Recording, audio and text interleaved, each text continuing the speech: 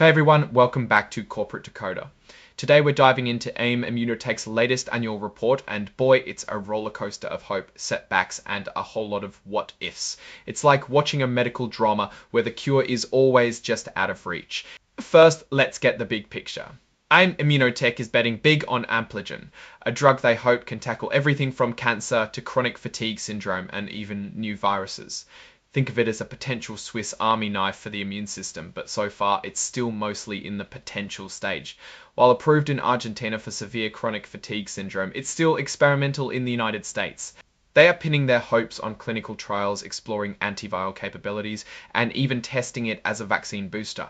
A new trial is in the works for a potential avian influenza combination therapy. As of late last year, there were 6 patients enrolled in their open-label expanded access treatment protocol. The trial is small but has so far shown some promising data that the investigators consider a clinically significant decrease in fatigue-related measures. Recently, final results were posted regarding Ampligen's effect on the post-COVID condition of fatigue. The results showed that subjects with long COVID were on average able to walk farther in a 6-minute walk test when compared to subjects who received a placebo.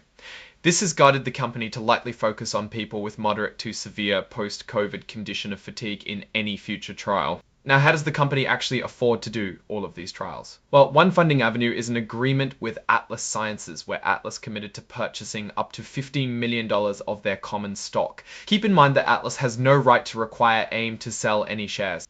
But here's the kicker. The report itself states there's substantial doubt about the company's ability to continue as a going concern. That's Wall Street code for we might not have enough money to keep the lights on. Alright, let's dive into the numbers. As of June last year, the aggregate market value of voting and non-voting common equity held by non-affiliates was roughly 20.8 million. And as of late March of this year, the number of shares of common stock outstanding was just over 72 million. So how did the books actually look? Looking at the balance sheet, you see the situation clearly. Total assets were 8.6 million, while liabilities actually exceeded that, coming in at 9.9 million. A major issue for the negative 1.3 million in total stockholders' equity was 6.4 million in accounts payable. The company's current liabilities also exceeded its current assets. The company's research and development expenses came down significantly from about 10.9 million to roughly 6.2 million. General and administrative expenses also went down by approximately 7.4 million, a big improvement, but that decrease in expense was offset with a huge gain recorded last year from the sale of tax operating losses. Digging deeper, the company's effective tax rate stayed roughly the same year over year from 70.95 test to 70.31 tech start. Cybersecurity is also on their mind as they maintain a cyber risk management program. They engage third parties for testing and monitoring. Time for some governance talk. A major item to highlight is that the stockholders did not approve of the executive compensation at the December 2024 annual meeting of stockholders. There have been many board level changes too. Now it's risk factor time. Here are a few important points to consider. They'll need additional financing and may not be able to get it. And their experimental drug faces a regulatory approval gauntlet.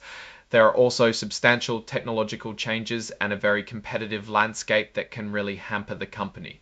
The company has patents all over the place, as they had 59 patents worldwide with 71 additional pending patent applications comprising their intellectual property.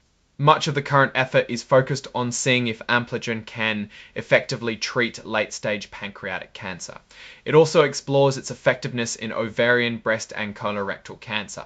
A research history indicates the broad-spectrum antiviral capability of Ampligen in animals. The company previously conducted clinical research showing that intranasal delivery of Ampligen after the intranasal delivery of the flu-mist seasonal influenza vaccine increased the immune response. Commercial sales of Alpharon N injection in the United States will not resume until new batches of commercial filled and finished product are produced and released by the FDA.